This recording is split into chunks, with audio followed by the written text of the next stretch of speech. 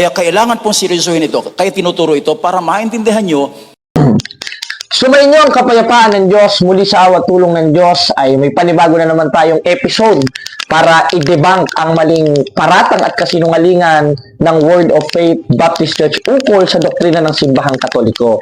At mayroong mga link dyan sa taas, yung episode 1 natin ukol sa kanila, sa ating pagbubulgar sa kanila, at meron tayong episode 2. Ngayon, ginawan ko ng episode 3 sapagkat namimihasa ng mga itong magsinungaling at alam naman natin ang kasinungalingan sa 8:44:1 hindi nasanggaling sa Diyos kundi sa demonyo. 8:44:1 Kayo'y sa inyong amang diablo at ang mga nasa ng inyong ama ang inyong ibigawin. Aba, yung pagsisinungaling pala hindi pala nasanggaling sa Diyos yun kundi sa demonyo. At isa to sa kinaugalian ng founder ng Word of Faith Baptist Church na pag tinanong naman hindi naman makasagot. Kasi ang tinitira niya, tungkol sa pagkainan ng Diyos ni Santa Maria at ukol sa aral ng Iglesia Katolika na binabaluktot niya. Pero pag tinanong, tingnan natin kung makakasagot. Panoodin natin. Ayaw makipagpata ni John Mariano. John Mariano, ano ang ibig sabihin mag-mater co-krios? Alam mo hindi?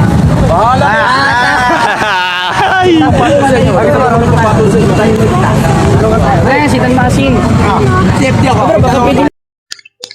O, di ba? Ating napanood. Kung talagang tunay kang Kristiyano, basahin natin ng 3:15 ng unang Pedro. Ganito ang ating mababasa.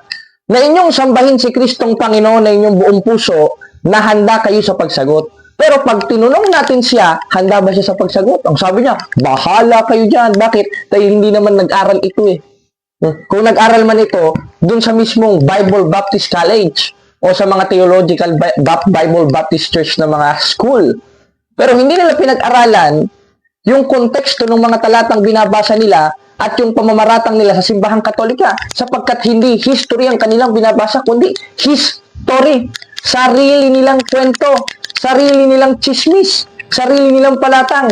Kaya tungkulin natin bilang Kristiyano sa palatuntunan na ito na i-debunk at gibain ang kanilang mga maling paratang sa Simbahang Katoliko. Dahil ang sabi ni Saint Cyril of Alexandria, I'm not worthy to call Catholic if I cannot defend my faith. Kaya simula ngayon, matuto tayong ipagtanggol ang ating pananampalataya kahit marami ng CFD. Kaya nga may tumawag sa akin, pupunta ang mga kapatid dating CFD dito sa Binyan para turuan ng leksyon itong sila Jun Mariano at ang kanilang maling paratang sa Simbahang Katoliko. At para hindi na tayo makapagtagal mga kapatid, sagutin na agad natin at gibain ang unang paratang ni Jun Mariano na pag tinanong naman ay hindi makasagot. Panoodin natin. And since Jesus is God, tandaan nyo, ito lagi ang paliwanag nila kung ito'y pag-uusapan nyo. So dapat alam nyo na kung saan yung takbo ng kanilang salita sapagkat ito talaga ang sinasabi nila. No? Mary is really the mother of Jesus. And since Jesus is God, ito to naman, si Kristo ay Diyos. Ano? Mary is the mother of God because Jesus Christ is God. So yan ang pamamaraan nila para mapaniwala ang tao. Anong tawag dyan sa mga ganyang paraan?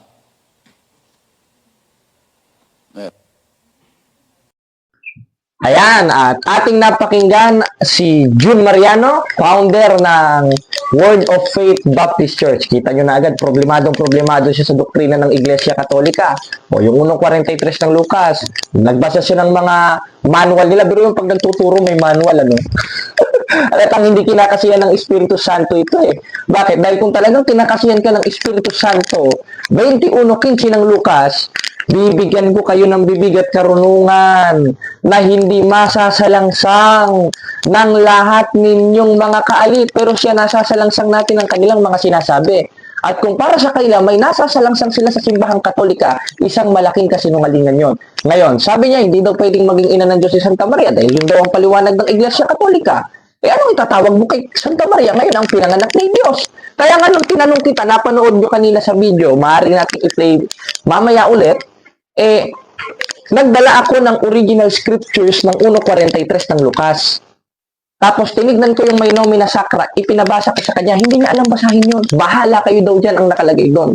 Kaya nga ang tanong ko sa kanya, kung si Santa Maria ay hindi ina ng Diyos, ano ang kahulugan sa original translation nung nakanomina sacra na Mater Tocrio. Hindi niya alam yon. Dahil ang kahulugan ng Mater Tocrio, ina ng Panginoon, na yung Panginoon ay si Kristo sa 3:15 ng unang Pedro na reperado sa Diyos. 20:28 ng 1, basahin natin. Sumagot si Tomas sa kanya'y sinabi, Panginoon ko, Diyos ko. Sino yung Panginoon? Yung Diyos. Nasaan yung Panginoon? 1:43 ng Lucas, 5 ng Hebreo, nasa loob ng sinapupunan ni Santa Mariang Birhen. Bakit? 1:14 ng 1, basahin natin. At nagkatawang tao ang berbo. Sa papaanong paraan? 4:4 ng Galacia, hindi alam ni John Mariano ito, may tuturo na siya sa linggo. Sa 4:4 ng Galacia, sapagkat darating ang araw at oras, isusugo ng Diyos ang kanyang anak sa pamamagitan ng pagkakatawang tao, sa pamamagitan ni Santa Mariang Birhen. Ano yung anak niya? Basahin natin sa hula. 9:6 ng Isayas. Sapagkat sa ating pinanganak ang isang bata, sino manganganak? Si Santa Maria. At ang kanyang pangalan tatawaging makapangyarihang Diyos. Ibig sabihin, ang ipanganganak ayon mismo sa hula ay makapangyarihang Diyos. Kaya, anong tawag natin sa isang persona na ang pinanganak ay makapangyarihang Diyos ayon sa hula? Ngayon ay reperado sa Panginoon sa 1:43 ng Lucas. Ina ng Diyos o sa Grego, Theotokos. O, sa original scriptures o sa original translation sa 1:43 ng Lucas in New Testament in Greek, Mater Tocrio, na yung word na Creo reperado sa Teo sa 20:28 ng 1. Kaya si Santa Maria ay konsideradong ina ng Diyos. Kaya nadebunk na naman natin. Kaya makikita nyo mga kapatid, mga kababayan, may masabi lang itong pastor na ito para manira sa simbahang Katoliko. Pero pag tinanong naman, blanco naman. Hindi naman makasagot sa tanong. Paano naging Kristiyano ito? Di bali sana, kung pupuna ka sa simbahang Katoliko, pag nagtanong kaming mga CFD, makakasagot ka. Kahit sa plaza, mga miyembro mo, hindi mo pinasasagot Ang ginagawa mo, humahabla kayo ng kaso, ano, ikakaso ninyo? Harassment? Public place yun? Ay, naku, hindi pala marunong ng batas itong mga taong ito. Yan kasi ang kanilang tactics dahil hindi sila makalaban ng aral sa aral. Ang ginagawa lamang nila ay mamersonal, gumamit ng batas, kinagamit nila sa kasamaan para magipit ang mga defensor Katoliko. Hayaan mo, hindi lang ako ang pupuna sa iyo sa susunod. Pupunta ang mga CFD dito sa Binyan. Ngayon, panoodin pa natin ang kanyang pamamaratang at parang idinidiin niya na aral ng Iglesia Katolika na si Santa Maria daw ay kasama sa pagtubo sa kaligtasan. Tingnan niyo, panoodin niyo kasi nungalingan. Is the co-redemptress with Christ. Co-redemptress with Christ. Kasama ni Kristo na Redeemer. Yan ibig sabihin nun. So si Kristo ay hindi nag-iisang Redeemer o tagatubos ng ating kasalanan. Si Maria din ay kasama ni Kristong tumubos ng ating kasalanan. Kailan tinubos ni Maria ang ating kasalanan? At kailan siya binansagan ng Biblia na Redeemer? Mary is the co-redeemer of Jesus Christ. So Catholic doctrine about Mary goes far beyond her role in Jesus' birth. Ayan, at nalobat pala ang ating mic sa kasamaang pala dahil hindi pala na-charge ng ating kasama. Ngayon, nakita natin si John Mariano na siyang founder at namamaratang na naman sa simbahang Katoliko, may iniimbento na namang aral na isinasaksak sa ating mga Katoliko, tas yun ang lalabanan niya. Kumbaga parang gumagawa ito ng sariling multo, tapos yun yung magpapamulto sa kanya. Masama yan mga kapatid, mga kababayan. Kasinungalingan yan. Kaya sanay na sanay magsinungaling ito dahil ito yung tinuturo sa 16-18 ng Roma. O Biblia ito na sapagkat ang mga gayon ay hindi naglilingkod sa Kristong Panginoon kundi sa kanilang sarili. Yan. Di ba, wala naman akong pakialam sa kanilang iglesia dahil bilang lang naman ng daliri ang kanilang mga miyembro, isa lang naman ang mga mukha na nakikita sa kanila dahil tatag lang naman ito ng tao. Pinabubulaanan niya yung hindi naman doktrina ng Iglesia Katolika na isinasalpak niya sa Iglesia Katolika. At isa doon, si Santa Maria daw ay co-redemptrix. Saan mababasa sa Catechism of the Catholic Church na si Santa Maria ay co-redemptrix? O kasama sa tumubos sa kaligtasan? Meron ka bang mababasang paragraph, article sa Catechism of the Catholic Church? Wala. Bakit? Basahin natin ito. Maliwanag na maliwanag. Kung nakikita natin sa screen, walang opisyal na dogma ang simbahang Katoliko na si Santa Maria ay co-redemptrix. Ibig sabihin, totoo talaga yung sinasabi na Sa 8:44:1, ang pagsisinungaling hindi nasanggaling sa Diyos kundi sa dyablo na siyang ginagawa ngayon ng pastor na ito para sirain ang simbahang Katoliko.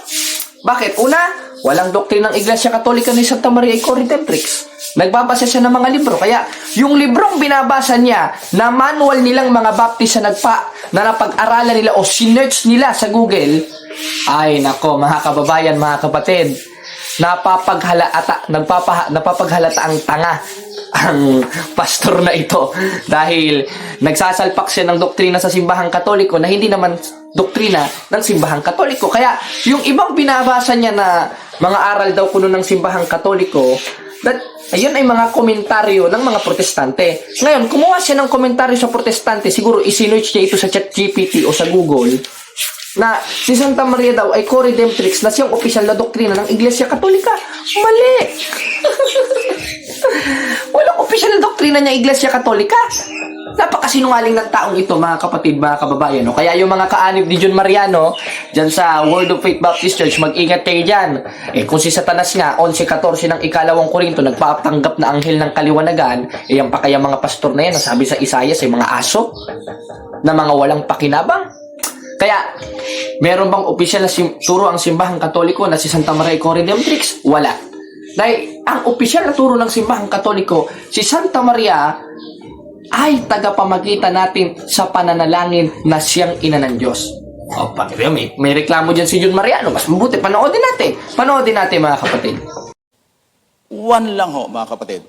Kung importante, sapagkat siyempre, pahalagan mo kung talagang si Maria ay co-mediator ni Jesus Christ, dapat tinuturo yun ng mga apostol sapagkat mahalagang doktrina yan. Sapagkat ang pinag-uusapan kaligtasan ng kaluluwa at kung si Maria ay mayroong kapamahalaan para magligtas ng kaluluwa kasama ni Kristo Jesus sa otoridad, dapat nakalagay dyan. And, for there is one God and two mediators between God and man, the man Christ Jesus and the Mother Mary.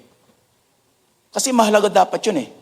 At yan, at napanood natin, may tanong pa siya, kung mahalaga kasi Santa Maria, bakit hindi ipinangaral ng mga apostoles? Hindi pinangaral? Pinangaral ng mga apostoles.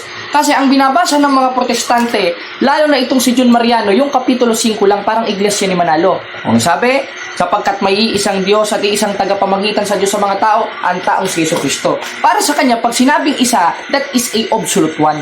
No, that is not absolute one, that is a united one. Dahil yung isa pwedeng maging dalawa, yung isa pwedeng maging tatlo, at yun ang tinatawag na united one. Saan mababasa? 17:11 ng 1. I-clarify ng ating Panginoon Jesucristo yan. At wala na ako sa sanlibutan at mga ito'y nasa sanlibutan pa, at ako'y paririyan sa iyo, amang banal.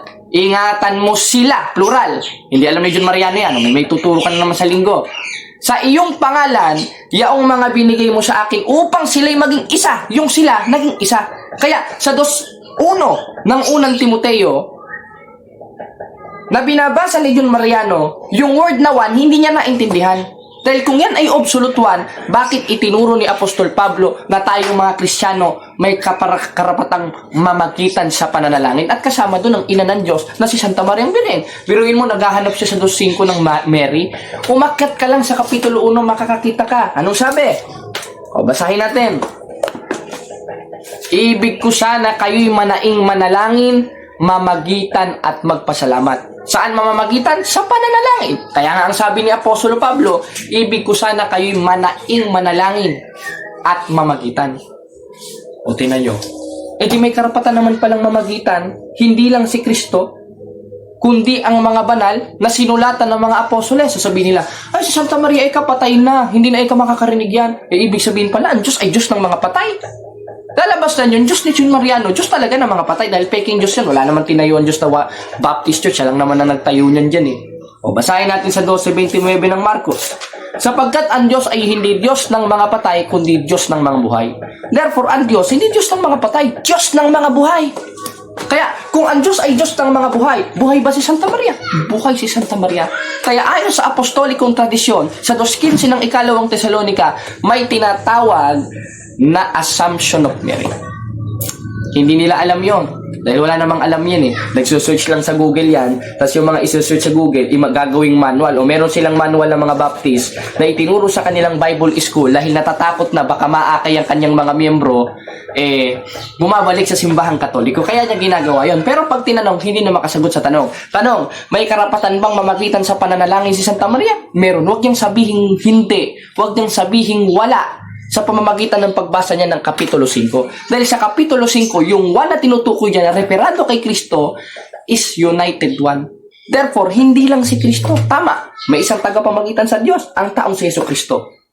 Ngayon, kung gagawin natin yung absolute one, bakit binanggit pa ni Apostolo Pablo na may karapatan tayong mamagitan sa pananalangin? Kaya, maliwanag na maliwanag, mga kapatid, mga kababayan, mga pinalanggang igsuon, na si Santa Maria, ayon mismo sa sulat ni Apostolo Pablo na pinasulat sa kanya ni Kristo, may karapatang mamagitan sa pananalangin. Pati tayo, sila wala. Bakit? Tinatanggalan nila tayo ng karapatan. Tayo tatag ng ating Panginoong Hesukristo Nabubuhay sila sa kasinungalingan. At mayroong pang mga paratang si John Mariano at nagwo-worry nga siya, mga kapatid, mga kababayan, dahil paubos na daw ang kanilang mga miyembro. May mga lumilipat daw, dinadali niya sa kanyang live stream. Ngayon, tuloy tayo sa ating pinag-aaralan. Kung bawal mamagitan si Santa Maria sa pananalangin, bakit kayo pwede? Samantalang kami, yung ina ng Diyos, na aming bine-venerate o nire-respeto, gaya ng nasa 2:46-47 ng Daniel, bawal. O, panoodin nyo, pag sila pwedeng mamagitan. O, tinan mo, namamagitan yung isa sa pananalangin sa pamamagitan ni John Mariano, dun sa kanilang simbahan. Pero pag si Santa Maria namamagitan sa atin, bawal. Samantang aayon naman sa Biblia, sa 2:1 ng unang Timoteo, may karapatan ang lahat na manaing manalangin at mamagitan bukod kay Kristo sa Kapitulo 5. O, dibang na naman ang maling paratang niya sa simbahang Katoliko. O, panoodin natin ang video.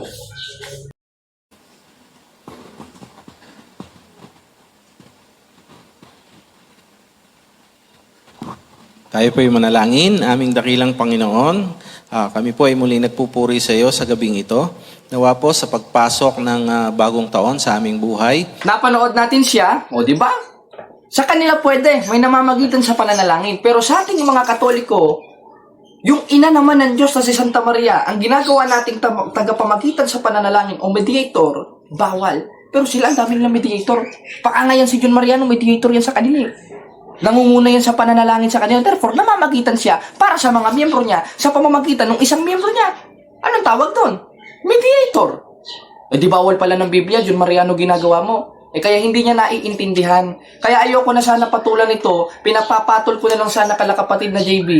Wala naman kasing alam itong pastor na ito. Nagpastor na, gaya nga ng sabi ng mga dating member niya sa atin na nakausap natin at nakapanayam na mga umalis na sa kanila. Pero tinitira niya. Kaya itong si John Mariano nangangamba na at desperado. Kaya itinuturo niya ang mga kasinungalingan patungkol sa simbahang Katoliko. O tinan niyo kung gaano ka-desperado itong taong ito, pati piyesta tinitira. Panoodin natin. Pinapaniwalaan niya rin mga bilog na putas sapagkat yun ay swerte pag bagong taon. Nasasabik siyang gawin yung dati niyang kinamulatan.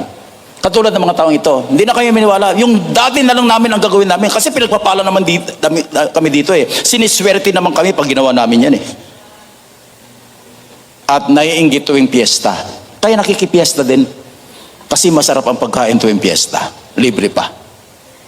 At minsan naiinggit sa tuwing merong parada ng mga sikat. May kwites, tapos kung may kembot yung mga bakla, at daradala yung mga Diyos-Diyusan, ang gagara ng damit, parang ang saya nila, may mga kwites.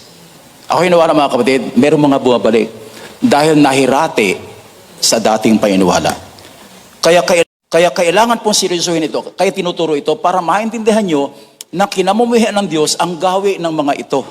Napanood natin si John Mariano patungkol sa fiesta. O, yun. Naiinggit pa siya. May mga kwitis. Ba't kayo? Wala kayong pambili ng kwitis, nasa Biblia naman yun 14, 13 ng Lucas. Pag ikay magpiesta. O, basahin natin Pag ikay magpiesta, ay ayaan mo o anyayahan mo ang mga dukha, ang mga pingkaw, ang mga pilay, ang mga bulag. 14, at magiging mapalad ka sapagkat wala silang sukat ikaganti sa iyo, sapagkat gagantihin sa iyo sa pagkabuhay na mag-uli sa mga ganap. Ibig sabihin, inirekomenda mismo ni San Lucas na ipinasulat sa kanya ng ating Panginoon Kristo yung pagpepiesta, yung paghahanda. Tanong, may prosesyon ba dapat? Meron bang prosesyon sa Biblia? Meron. Nasa sa isa-is ng Oswe in Old Testament. Binanggit niya pa yung may mga daladalo daw ng mga Diyos-Diyosan. Anong daladala ng Diyos-Diyosan? Santo Niño? Diyos-Diyosan ba ang Santo Niño? O basahin natin sa 1.35 ng Lucas sa La Sagrada Biblia kung Diyos-Diyosan ba ang Santo Niño. Yung sabi, Santo Niño. Basa natin sa screen. O kung sasabihin niya ang Santo Niño, Diyos-Diyosan, ibig sabihin pala Diyos-Diyosan yung tinutukoy dyan, na anak ng Diyos, na ating Panginoong Hesukristo, na ayon sa original translation, especially in Spanish, is Santo Niño. Tanong, sino yung Santo Niño? Si Kristo. Meron bang larawan ni Kristo? 4.3 ng ikalawang Korinto, The Message Bible, Christ give us the best picture of God. Sino yung God? Si Kristo. Ibig sabihin, si Kristo, nagbigay sa atin ng larawan ng Diyos na yun ay utos itaas during Mass. Hindi lang during Mass, during feast, during fiesta. Sila kasi walang fiesta, ang boring. Ay nako. O basahin natin ang 3.14 ng 1. At kung paanong itinaas ni Moises sa ilang ang ahas, ay gayon rin kinakailangang itaas ang anak ng tao. Paano natin itataas ang anak ng tao? Ngayon si Kristo ay nasa langit na dahil yung anak ng tao referado kay Kristo sa pamamagitan ng larawan na ibinigay niya sa 4.3 ng ikalawang Korinto na siya rin. Dahil yun ay best picture of God in the Message Bible. Ibig sabihin, walang masamang magdala ng larawan o larawan ng mga banal dahil wala kang mababasa, John Mariano, na ang larawan ng mga banal ay konsideradong Diyos-Diyosan. Dahil pag sinabi mo yon, ibig sabihin pala, si Kristo ay promotor ng pamimigay ng Diyos-Diyosan dahil mismong siya nagbigay ng larawan. Kaya ngayon, nakita nyo, desperado siya. Paubos na kasi ang mga miyembro ni John Mariano. O, bumabalik na daw sa kanila, pinaratangan niya pa. Meron daw pamahiin ng mga Iglesia Katolika. Hindi pamahiin ng Iglesia Katolika yon. Dahil ayon dito sa Catholic Handbook and Deliverance kay Father Siquia, yung paniniwala ng mga in-check na pampaswerte, hindi ini-entertain ng simbahan yan.